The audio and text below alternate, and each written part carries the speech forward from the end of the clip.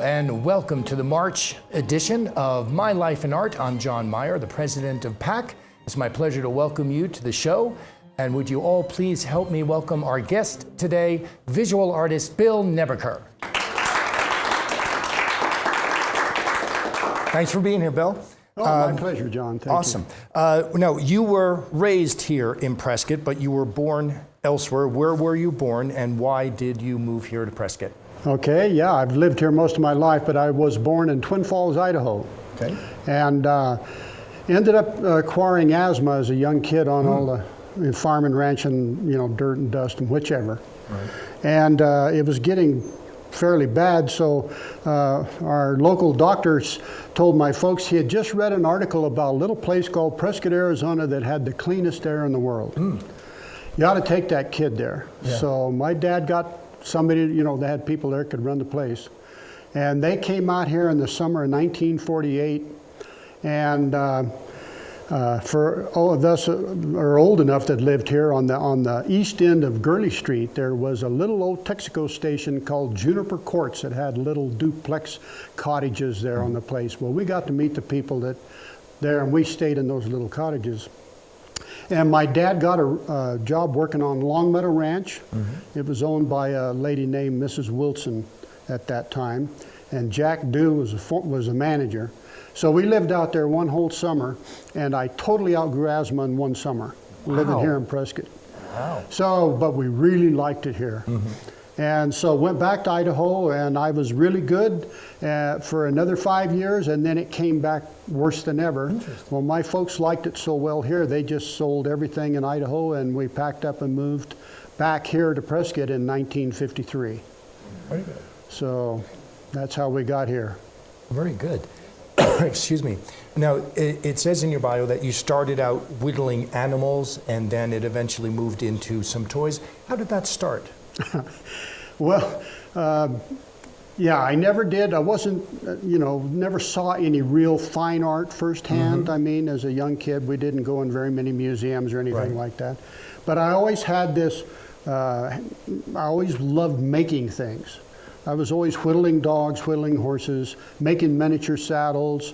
Whatever movie I saw on Saturday matinee, I'd go home and make Viking ships and float them down to, a creek or do something like that. Always making things. Never knew anything about art.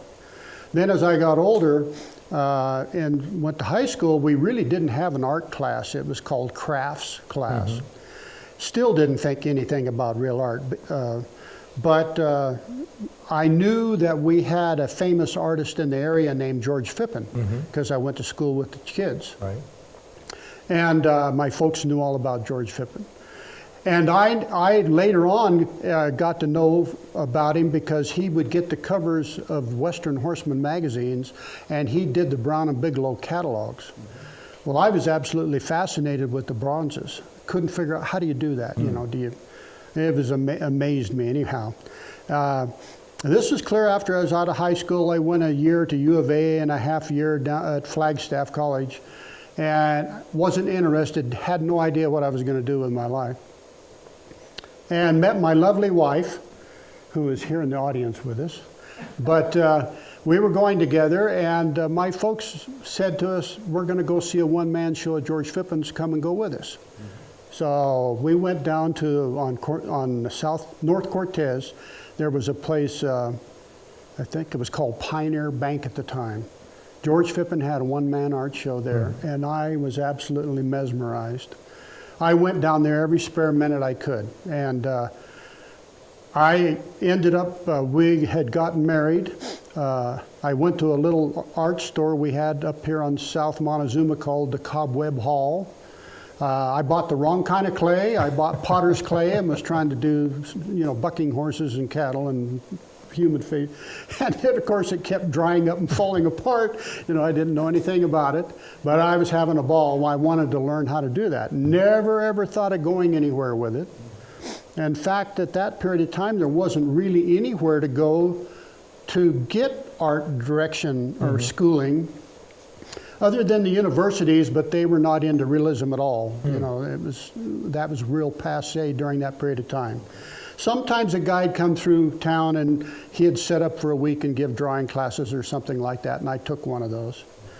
But in the meantime, we got married, and we heard that the Phippen family had a little bronze foundry. They were starting in little Skull Valley, Arizona. And George had worked with Joe Noggle to get a foundry started up there by by Charlotte Hall Museum.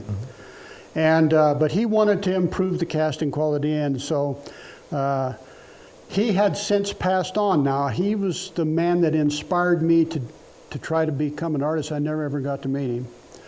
But I heard the family was running this little foundry, so we called Mrs. Phippen, and she was very kind to us, and we made an appointment to go down to Skull Valley. Well, I took all these crude little rough, clays that I had made out of potter's clay. She was very kind and never told me how terrible they were. But they offered me a job to work in the bronze foundry, to learn the bronze foundry business. Well, that was just fascinated me to death. So I gave up a prosperous job with the Forest Service for $2 an hour, and I went to work for the Phippen family for $1.50 an hour. And it was the best job change I ever did. Because Mrs. Phippen was so kind, she would let me in George's studio and showed me the books George used to learn anatomy. And I was using the wrong kind of clay. I had to use an oil-based clay. Right. You got to make an armature. So that was a real education. Plus, I was in at the very beginning of relearning the bronze casting business. Because it had almost disappeared. Fine art casting had almost disappeared for bronzes after Charlie Russell and Remington and on. It just kind of dwindled. Everything became cubism, abstract, whichever. And so we were on the ground floor of learning to do castings, and we would have, one time we'd have really good pours, and the next time we'd lose half our pours. And we would have to learn that humidity and dryness had a huge factor that the books didn't tell you about. So it was very much trial and error. But long story short, we became very successful in that little bronze foundry, and we got artists coming, Joe Beeler and Frank Polk and different artists. We started doing bronze castings, and then people came to us and said, how do you do this? How do you do that? And then a bronze foundry cropped up in Sedona.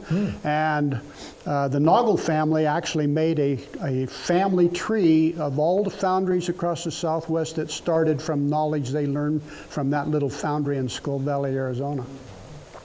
So I learned that business, and I loved it. I worked with Ernie Phippen for over 8 years, and I started doing my own sculpting on my own time. I would work in the foundry all day, go home. My wife would go to bed. I would sit at the kitchen table and try to make these clays. And Ernie he would look at them and say, nah, redo that, do again. Got to do something else, do a different one. Well, each time I got a little better, and all of a sudden one sold. Nice. So I used that money to cast another one, and it sold, and it just was a slow growth. And so I was just driven to learn how to do it. Never ever expected to make a living at it by any means. Right. That didn't even enter my head. But all of a sudden, after 10 years of working in the foundry and doing art, I made more money selling art part-time than I did working for wages, and I said, I guess I better give it a try. Yeah, absolutely. So did you say that you never did meet George Phippen? Never got to meet George Phippen. But obviously he had a great impact on you. Huge impact. Can you expound on that just a little bit more? And not just me, but many of the Western artists of today, very well-known ones, were influenced by George Phippen. Yeah, he was amazing. He was an artist that could do all aspects of the art. He could do pen and inks, charcoals, pencil drawings, watercolors, oils, gouache. He could do sculpture. Now, a lot of artists become very well known for one subject, but he could do everything. And he had a very large family to take care of. It was a difficult time at that period of time to make a living being an artist and doing realism. Brown and Bigelow was a huge thing in his life because it gave him a paycheck to keep things going and, while he could do his artwork. He became the first founding president of the Cowboy Artists of America Association, which we just celebrated our 50th anniversary as a group of artists last year, and which is an amazing feat. In history, you don't hardly ever find a group that lasted 50 years. Right. And, God, I can't say enough about George Phippen. I feel really bad because he died at 51 years of age of cancer. And if he would have lived, he would have been the premier Western artist of our time. You know, he'd have been up there with the Howard Turpenings and the whatever. He'd have been a huge name. Other than George, which other artists influenced you? Oh, several. Like most of us, Charlie Russell and Remington and, Solon Borglum, which we have the famous statue on the plaza, you know, of Teddy's, the Rough Rider. He was actually one of the early artists to attempt to do Western figures, you know, in sculpture. And Augustus St. God. I mean, there's just a lot of them, you know. And these are all Western artists? They did Western historical subjects, yes. And so is that where your interest started, is in the Western Right, subjects? that's where my or did interest you ever was. Stray into any other areas? Wildlife, I've done several wildlife pieces. No, I stuck, well, in historical, I have done several historical pieces. Native Americans really fascinated me. I started off doing contemporary cowboys because that's what I did. Okay. You know, I always had horses and always was helping people on ranches and things like that. So that's what I had a love of. And then as I went along, then I started getting fascinated with historical subjects. And so I did historical cowboys, and then started into Native Americans, and that was a whole new deal because now you really had to get into the bookwork and the history and the biographies and really start studying about a culture that was very difficult to understand. Everything in Native Americans is a mystical and a religious aspect to it. Whatever they wear, every little iota thing they wear has some meaning of why they're wearing it. And you're trying to represent somebody's way of life that they take offense at if you don't, you know, do it as correctly as you can possibly do it. Sure. You know. Absolutely. In the art world, they always say, "Oh, don't forget about that." You know, a lot of times they'll say, "All you're worried about is composition." You know, is a good composition and creating an emotional feeling. They don't really care if it's absolutely correct or not. Not all, but some, you know. But in our world of, you're representing somebody's way of life, even today's contemporary cowboys. And it's offensive to them to see somebody doing something that is totally wrong. And that's why I really like Russell, because he not only created great pieces of work, but they were historically and accurately correct, you know, authentically correct. And so that was always important. That's important to the Western people. So tell us a little bit about the research that you did. I'm sure you got probably some from books. Did you actually go out and visit with Native Americans or ranchers, cowboys? I had some friends that were, I never really went to reservations or that sort of thing, but I spent many, many hours in museums. You know, I would go to different museums and our own museum, Charlotte Hall, has a great display, you know, of Apaches, and I really enjoyed doing that. I was always fascinated with the southwestern Indians, Comanches and the Kiowas and Southern Cheyennes, like that, you know. So I assume that this was all long before we had cell phones with cameras in them and all of that sort of thing. So did you just have the ability to look at something and just sort of take a visual photograph in your own head and recreate that, or did you do sketches while you were looking at those things? No, I am totally unorthodox. I do not draw at all. And people say, well, you can't do that. You know, well, you can't do that. You have to be able to make sketches. I said, well, my sketches are all in my mind. I sit around and think about an idea, and I rework it in my head until I can almost see a finished image. And then I make an armature and put clay on it and start working on it.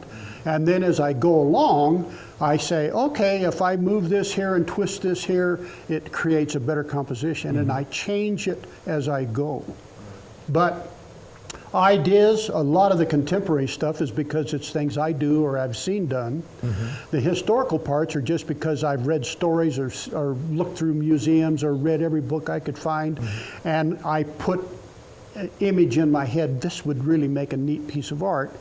And the only time I use photographs whatsoever is when I get to the point to where I'm starting to put clothing on the piece. And then I will dress up and have my wife take photos of me. Oh, okay. Just like riding my horse or standing holding a saddle, because you can see what the wrinkles look like. Right. You know, Right. the idea is mine. I put it there, but I use the photos as reference to see how you know, wrinkles lay. Right. You know, and that's what I use. Other than that, it's all in my head. Wow. So by doing those, creating those little nuances, do you feel that it gives the pieces movement, as though, you know, they're just, if they could come to life, they would just start moving in a very natural way? Very true. And the wonderful thing about art and being an artist is you can never live long enough to learn everything there is to know about it. It is a constantly growing, changing thing in your mind.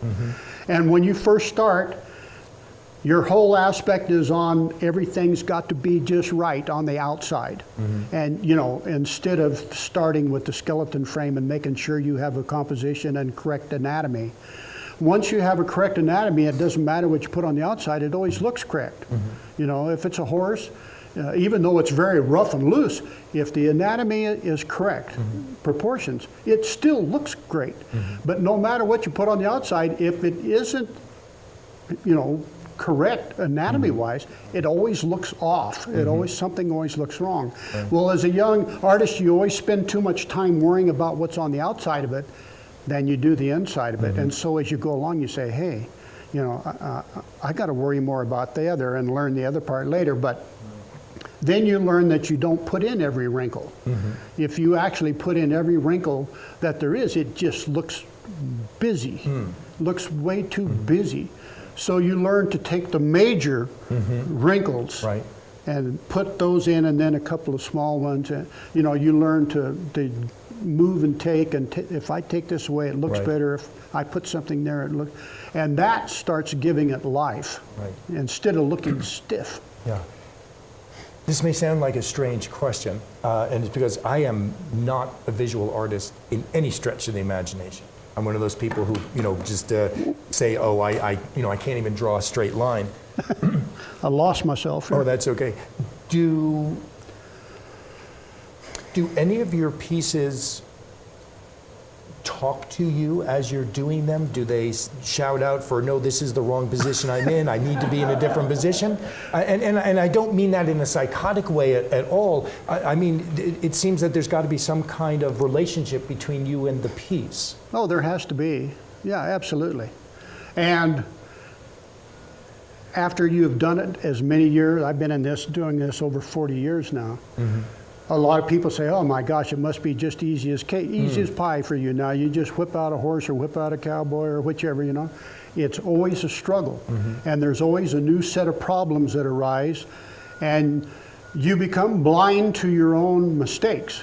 Just the slightest thing that's a mistake, you know. And you say, something's wrong and I can't find it. You know, so you're always talking to yourself, and you're always looking at the piece of wondering what in the world, you know. And I found that if I'm having trouble with a piece, I usually take a little cloth and cover it up and leave it alone for a while. And then I go back and you pull it off, and all of a sudden you go, "Ooh, how did I miss that?" Seeing with fresh eyes. Yeah, fresh eyes. You have to always give yourself something. And the other great thing to do is in the art world, we have this community has a tremendous amount of artists in it. You know, of doing all kinds of art.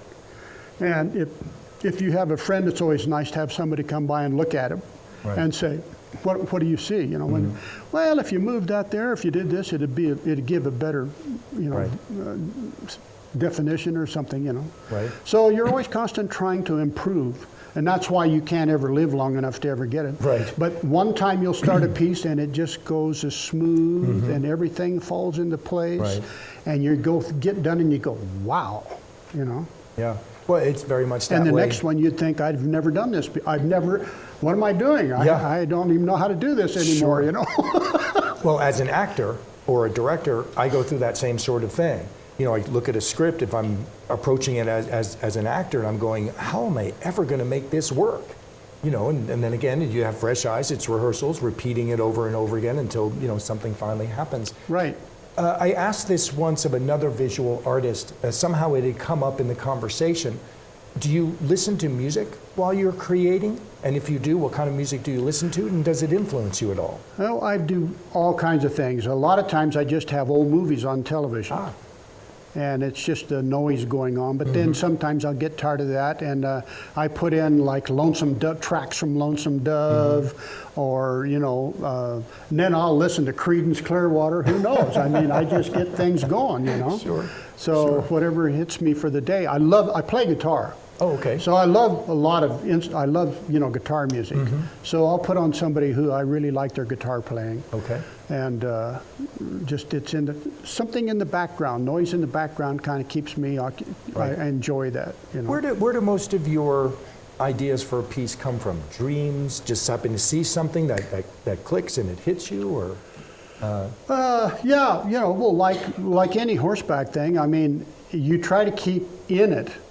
It's because even though you know how to do it and you do it, if you don't do it for a long time, you don't realize how much you miss it until you actually get to go saddle up and take off and go do something. Boy, it just refreshes you.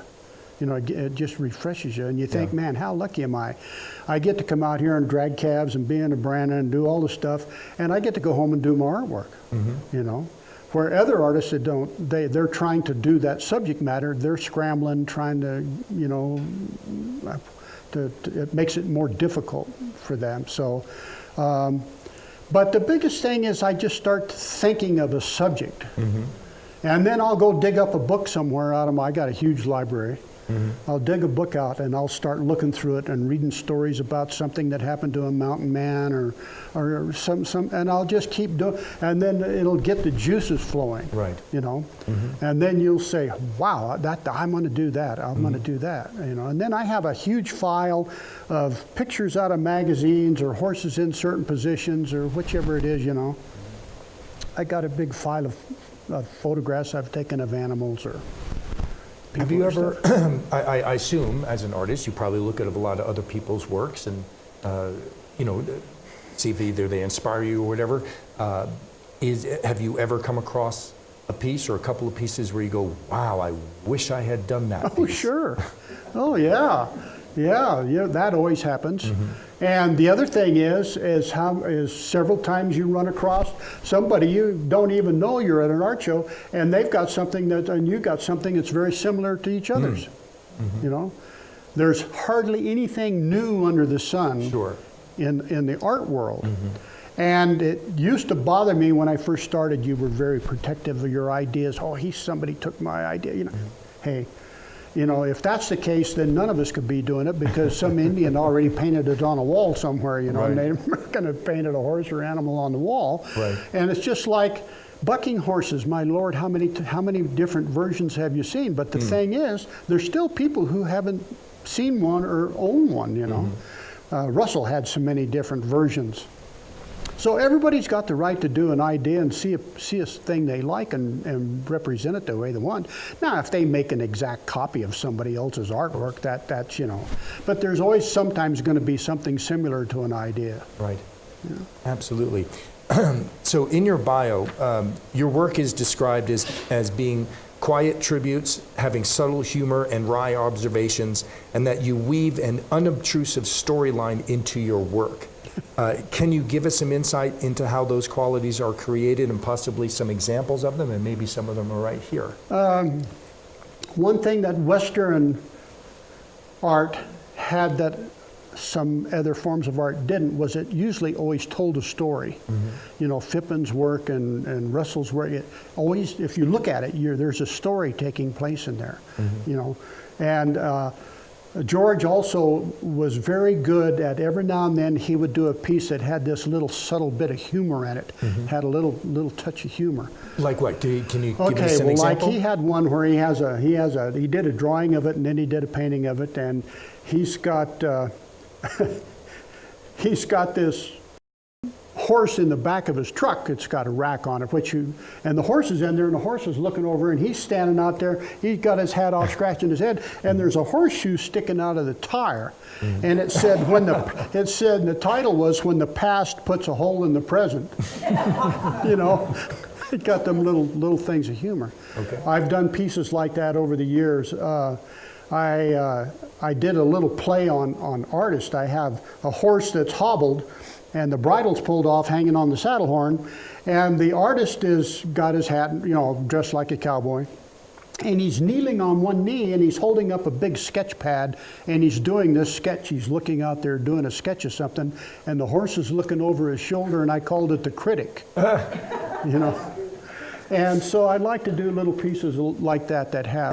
That's not because a lot of critics are horses' asses No. or anything. Okay, so it's just you know, there's a comment there maybe. One that I've had tremendous people that seem to think it's the best thing I've done, but being a country person, we always hunted. I mean, that was part of our life growing up on. You always hunted, and you utilized the meat, and you utilized the hides, and you utilized whatever you did. You know, that was always part of our life growing up. And we've seen a lot of things happen while you're hunting. Especially, I love hunting big mule deer. But anyhow, you'll be on one side of a canyon. I don't know how many times I've been glassing on the other side and find a buck laying underneath a tree and there was a guy walking down the ridge right behind him, just headed back home, you know. And this buck laid underneath that tree, hiding from him, you know, as he went on by. He had no idea the deer was there. Well, that happens to people all the time while you're hunting. Well, I did a piece. I always wanted to do a piece of a guy looking for a deer that was hiding from him, but how do I put it together, you know? So I finally got this large outcropping of a rock. It's got a cutback under it. I got the guy sitting down with binoculars looking for the deer, and the horse is standing this way, and he's hobbled, and you know, and laying underneath this rock, I had this big mule deer buck laying on the ground with his chin down on the ground hiding. And it was okay. It was good, but I was still, I needed something. So anyway, I'm thumbing through an old magazine, and I happened to catch just a small picture of a deer that was sneaking, had his nose out, and he spread way out. So I redid the deer sneaking out underneath the rock. Well, the horse was looking at him, and the guy's looking over here with binoculars for the deer, and I called it If Horses Could Talk. And that was probably the most popular piece I have ever done. And so it's always, you know, a lot of pieces are serious, but then it's always nice to have this little piece that's just got this little bit of a country humor in it, you know. So these were two separate pieces? Oh yeah, this was all different. So sometimes do you take a theme sometimes and keep working on the theme sort of until you get it right? Well, I've had people want me to remake that one that I did, but I never have done it. I never have done it. It was such a great piece, I didn't do it. I have the other pieces I've done. I've had one, the last one I had done, was a guy had his horse hobbled, and he's going to saddle the horse, and he's put the blanket on the horse, and he's picked up his saddle, and he's starting to swing it on, and the horse reaches around, jerked this blanket off, and the blanket's kind of sailing out of it.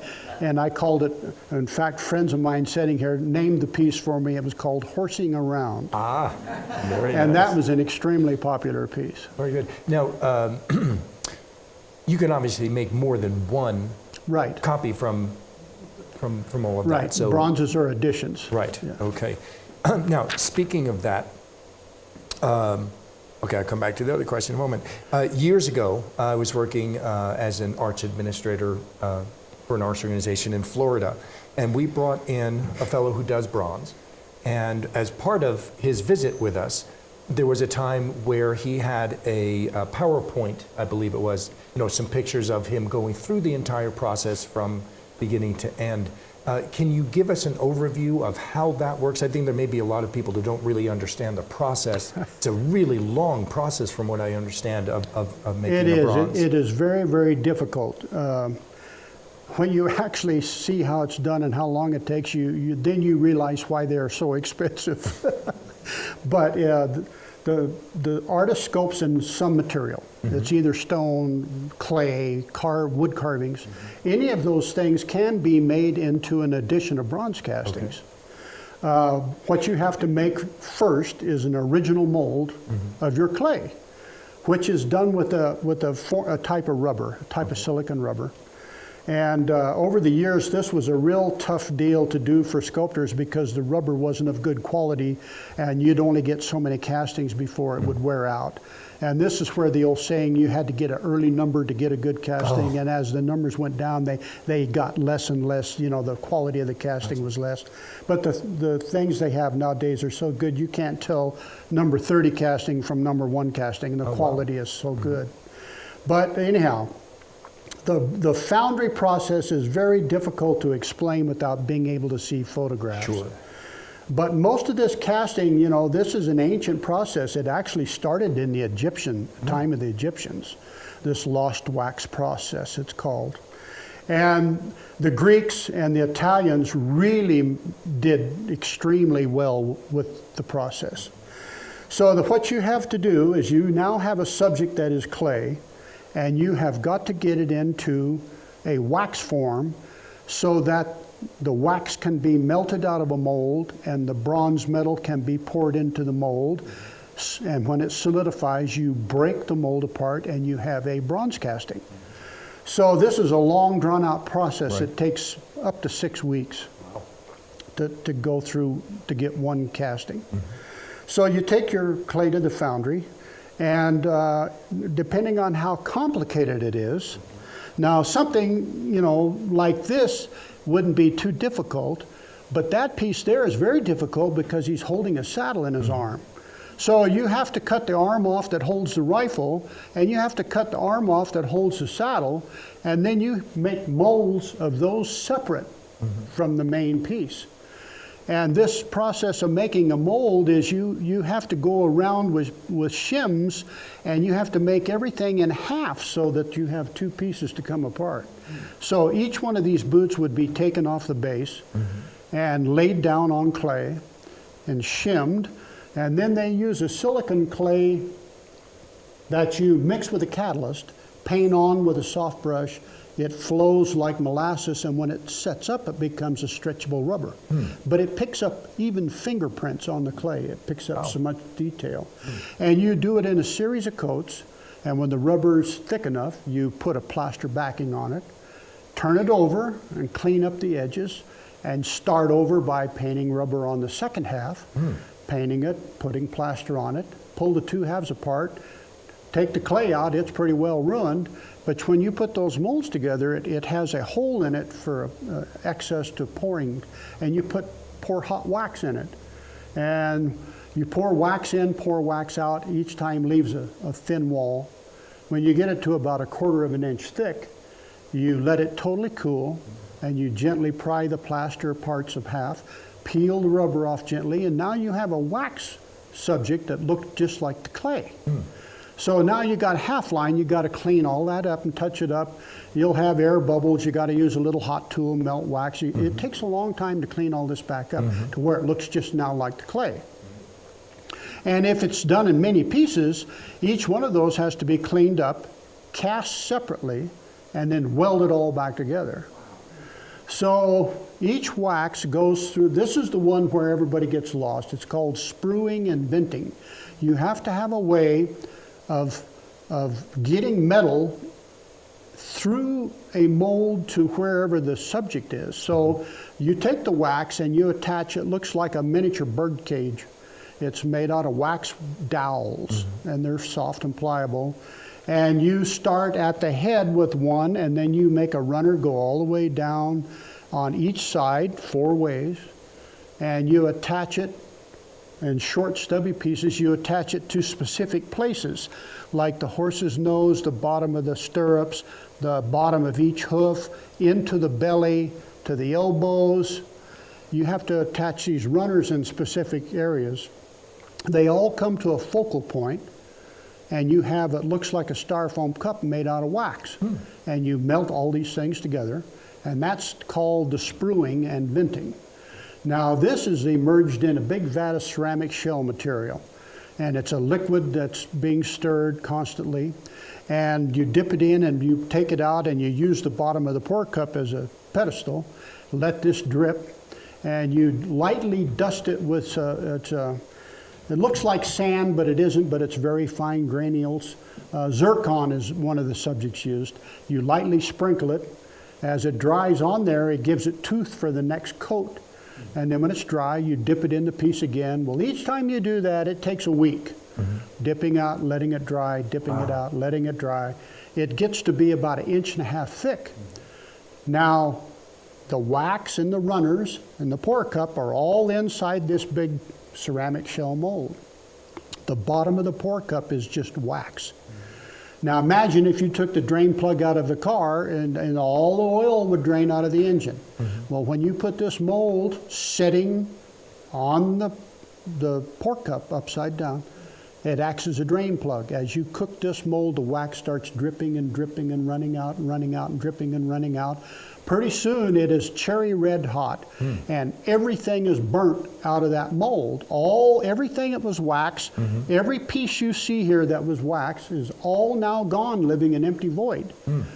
So now you melt your ingots in a crucible, and you take this same mold that's now empty, and you put it back and reheat it so it's good and hot, and you bring it out and put it in a layer of sand and you prop it up, and you take a crucible with this bronze and you now pour down the empty hole.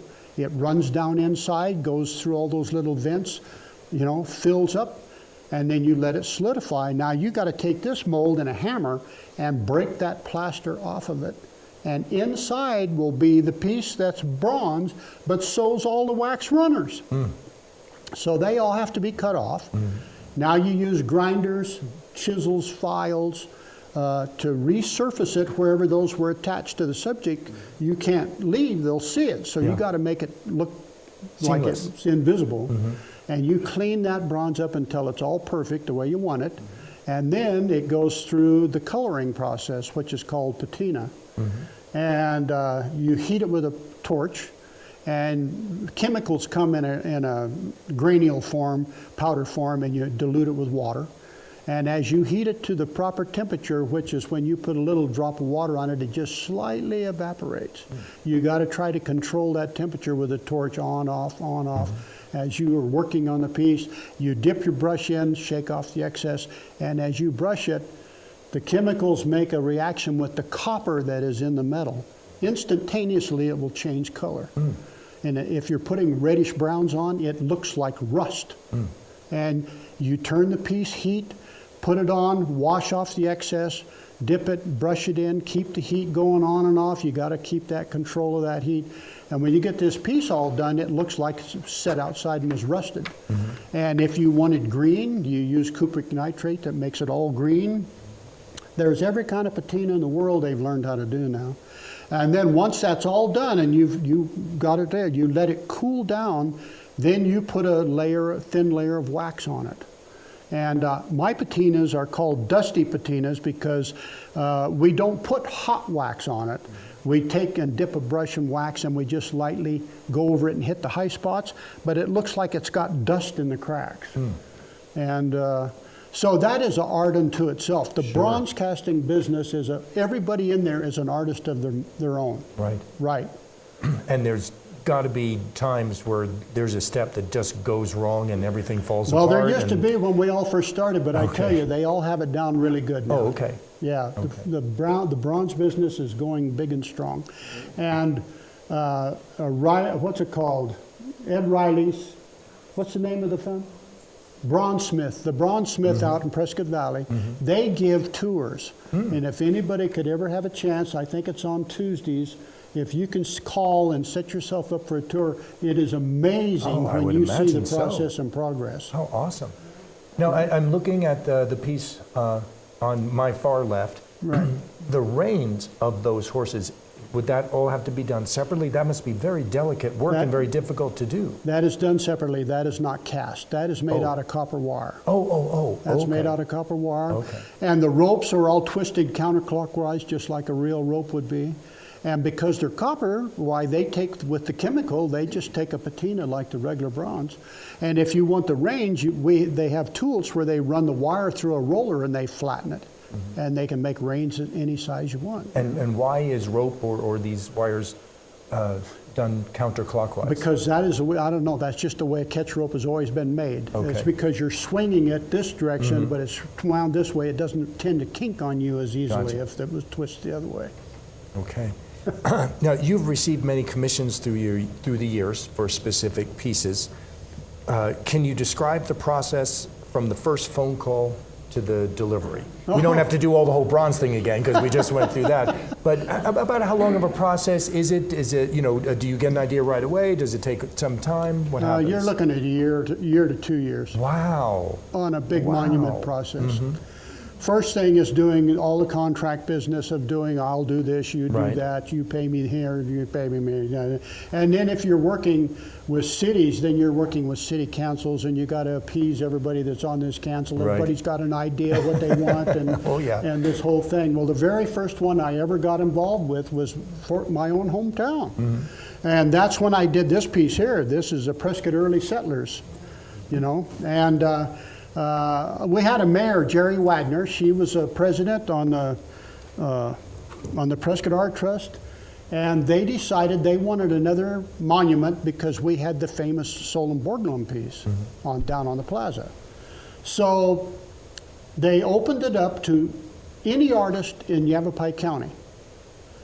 And they made it very difficult for you because they didn't just say, we want you to do a rider and horse or whatever. They said, we want you to present a piece to us that you feel was the most important to the historical growth of Prescott. Oh, wow.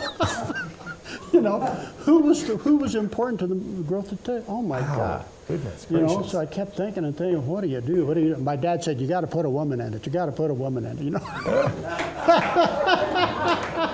And it was very, very true. That fit right in. So I thought, okay, you could put a mountain man in it because Joseph Redford Walker was the one that brought the first group in, the Walker Party, into this area looking for gold. And it was because they found gold here that people started coming here for gold mines, but they had a terrible time with the local natives, you know, Apaches.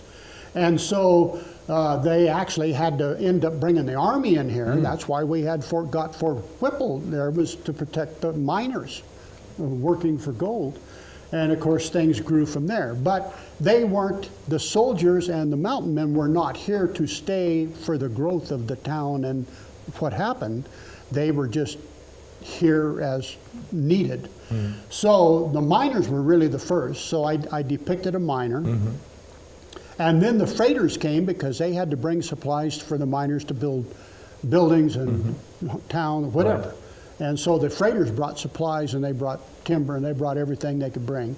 And as the place grew, then the ranchers, you know, people started raising cattle.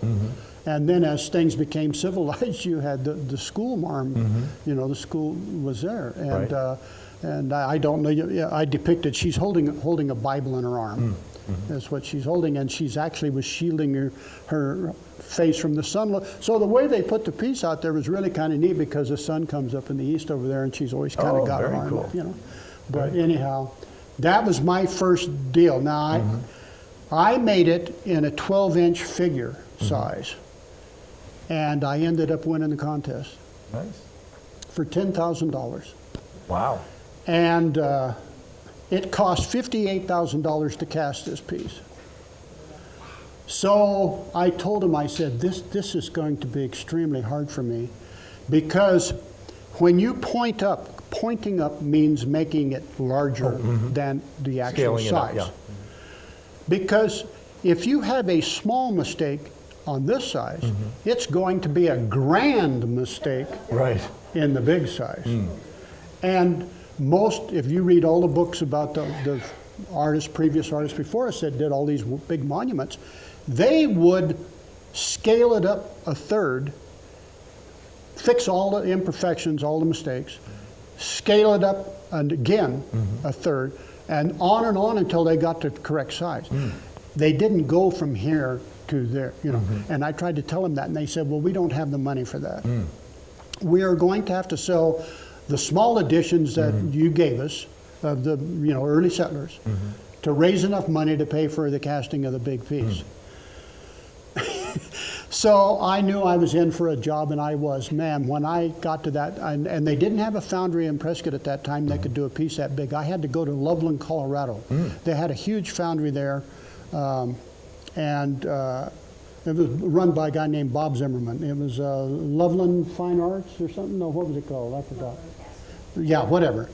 And when I got up there, they had enlarged this piece for me, and oh Lord, it was horrible. Oh no. The hat brims were this thick, you know, wow. And it was just horrible. I mean, I went up there the 1st of January, and other than one trip home for an Easter, I think. Well, no, it was before that. We went to a gymnastic meet of my daughter's. I never got home till Easter. Oh my. 7 days a week, every day going to that foundry, re-tearing down and rebuilding, and it had a wooden frame inside, and I had to scrape the clay off and take and saw pieces out and, you know, I mean, it was a nightmare job. Oh yes, sounds like. And but it's great because I'm a hometown boy and I got to do something for my hometown. That doesn't happen very often, you know. So I'm very proud of that piece. Now, I got $10,000 for doing that, you know. And in this day and age, this piece right here would cost you $200,000. Wow. And the artist would get $100,000. You know, that's how things have changed price-wise.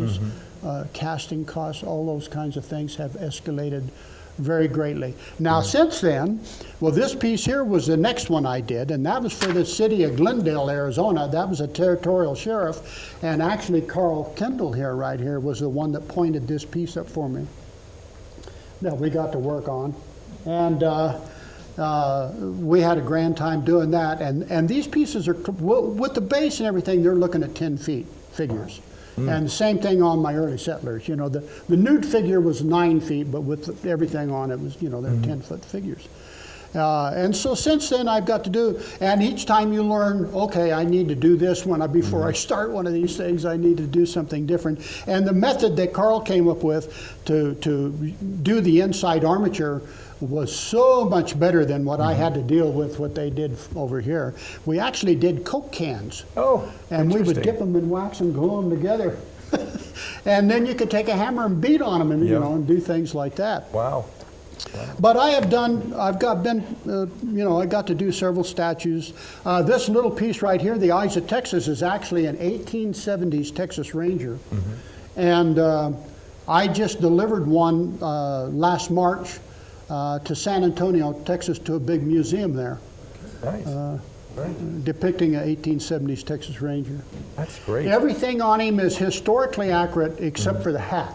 I had to make him look like Gus from Lonesome Dove. So you know, that little bit of artist privilege in there, I guess. You know, you've garnered many awards for your artwork. How does winning awards affect you personally, and does it influence your creative process at all? Oh, you always feel great to win an award, you know. I really enjoy more so that people like my work and they buy it.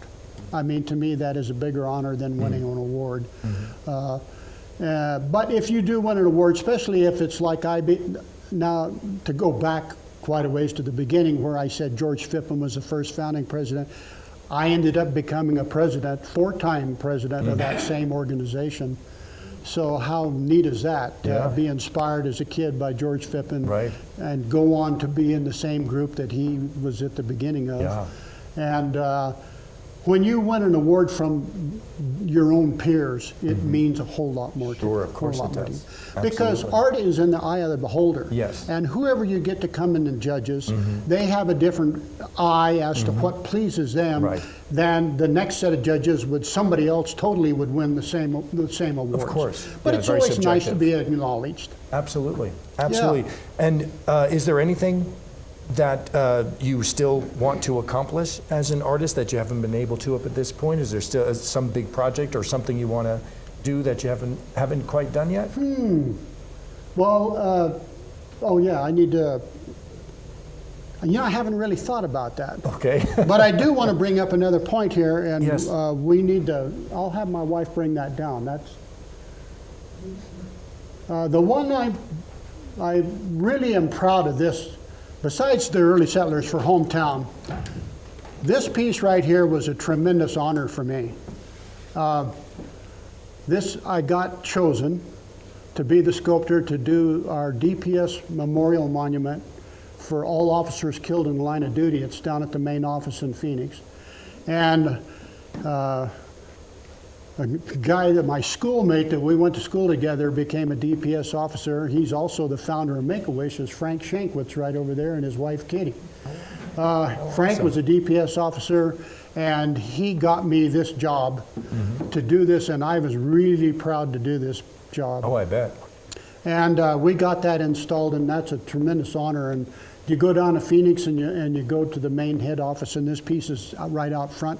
And from the base of this piece, wings going out from it, all have the brass plaques of officers killed in the line of duty. So this is a tremendous honor for me to be able to do something like this. Absolutely. You know? Sure. If there was one thing I think I would really be honored to do, would be a war memorial of some kind. Okay. Something that would honor our troops and stuff would be a real honor to do. Yes, absolutely. That's pretty much all the questions I had. Is there anybody here in our audience this afternoon have a question for Bill? Yes. Yes. Actually, this is not a question, it's more of a comment. I would just like to commend you on all of the things that you donate locally. If I had spent the money on one of your pieces that I've spent on raffle tickets for House Century Club, which you donate to every year, and courthouse lighting, which you do, and probably many things that I don't know of. Anyway, I just would really like to commend you and thank you for those wonderful donations. Oh, thank you so much. That is really an honor for us to do that. We have done it for several organizations, and we try not to make them at the same time to where they conflict with each other. And I always have a bunch of partners on the sheriff's posse, and I always raffle off a piece with them each year, and they raise scholarship money. Of course, the city, you know, all the lights we got done on the plaza, they did such a, Tommy Meredith, he did such a great job with that and raised all that money to put our lights on the courthouse plaza at Christmas time. That's just great. But we've done several other things. We did a scholarship fund for Yavapai College one time. We've got I don't know. It's just our pleasure to do that. We always feel good to do that. That's great. We have time maybe for at least one more question. Bill, doing something like this, I can imagine there has to be a lot of emotional feeling going into these pieces. And are there any of those things that have touched you from your past that really, when you're doing them, is emotionally very difficult for you to do? Oh, yes. There is one specific piece, and I didn't happen to bring that one here. I think the one that touched me the most was one that I did about 4 years ago. But I got to thinking about this idea, and it's a simplistic piece, but it had this tremendous meaning. And I thought, how am I going to present that and make people understand it? Because there's not a whole lot going on to it. But what I came up with, I have a cowboy, and can I get up to Yes. to show you this piece? Sure. You're stuck on the arm. There you go. Under here. Okay, I'm just going to stick this put that in your pocket. in my pocket for now. I did a cowboy, and he's got a rain slicker on, and he's standing there, and he's pulled his glove off his right hand. He's got it in this hand, and he's leaning forward, and he's got his hand sticking out, and he's looking you square in the eye. And it said, what's it? The measure of a man.